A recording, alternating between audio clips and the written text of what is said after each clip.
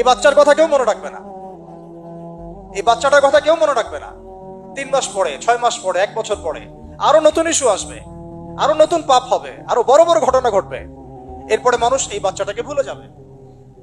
এই বাচ্চাটা কি তার মৃত্যু যন্ত্রণা ভুলতে পারবে? তার সম্মানহানি ভুলতে পারবে? তার পিতামাতাকে ভুলতে পারবে? এখন প্রশ্ন হচ্ছে, তার পিতাকেও যদি আমরা জিজ্ঞাসা করি, ইসলামে রেপের শাস্তি হচ্ছে মৃত্যুদণ্ড, আর ব্যভিচারের শাস্তি হচ্ছে অর্ধেক কোমর পর্যন্ত পুঁতে পাথর নিক্ষেপ করে হত্যা করা। এবং বিবাহিত ব্যক্তি হলে এই শাস্তি, অবিবাহিত হলে 100 বেত্রাঘাত, 1 বছরের নির্বাসন এবং সমাজ থেকে বয়কট করা।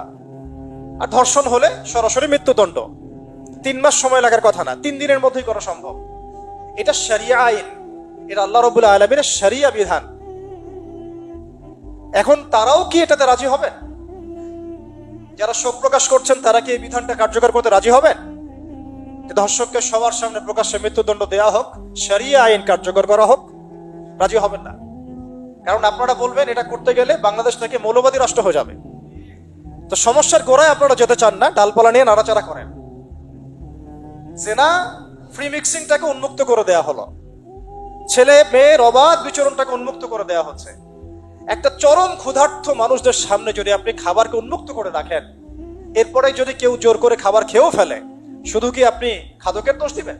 পুরো সিস্টেমটাই দায়ী, পুরো সিস্টেমটাই দায়ী। এখানে আপনি নারী পুরুষকে অবাধ মেলামেশা দিয়েছেন, ফ্রি মিক্সিং এ দিয়েছেন, একদম ছোটবেলা থেকেই, স্কুল লাইফ থেকে, কলেজ লাইফ থেকে, ইউনিভার্সিটি লাইফ থেকে, জব সেকশনে, এমনকি রাজনীতি করতে গেলেও, কর্পোরেট সেকশনে, ব্যবসায়িক সেকশনে, অফিস আদালতে, সব জায়গায় ফ্রি মিক্সিংকে অবাধভাবে আপনি উন্মুক্ত করে দিয়েছেন, আমরা উন্মুক্ত করে দিয়েছি।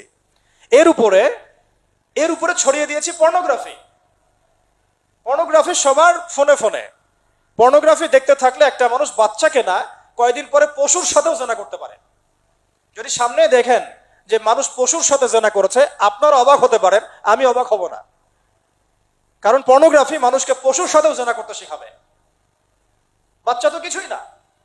এর উপর আছে বিবাহ বহির্ভূত সম্পর্ক, ব্যভিচার, জিনা, ফ্রি মিক্সিং, ভ্যালেন্টাইন্স ডে মতো দিবসগুলো পালন করে ছেলে মেয়ের অবাধ মেলামেশা।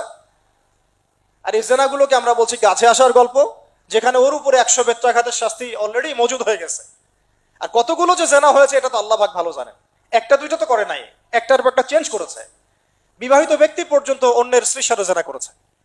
আর এটা তো ধর্ম তো অনেক বড় বিষয়, ধর্ম তো অনেক বড় বিষয়। এটা তো মানবতা বিরোধী অপরাধ, এটা তো একটা মানবতা বিরোধী অপরাধ। এখন সমস্যা কি এক কেন্দ্রিক? এটা বহুমুখী সমস্যা। ফ্রি মিক্সিং রেখেছেন, পর্ন চালু করে দিয়েছেন, এবং সবচেয়ে বড় কথা, এর শরঈ বিচারটুকু নিশ্চিত হচ্ছে না। তাহলে সমাজের মধ্যে এগুলো কমবে না বাড়বে? সিম্পল, সমাজের মধ্যে এগুলো বাড়বে। 6টা কাজ করেন, ইনশাআল্লাহ তাআলা কমে যাবে।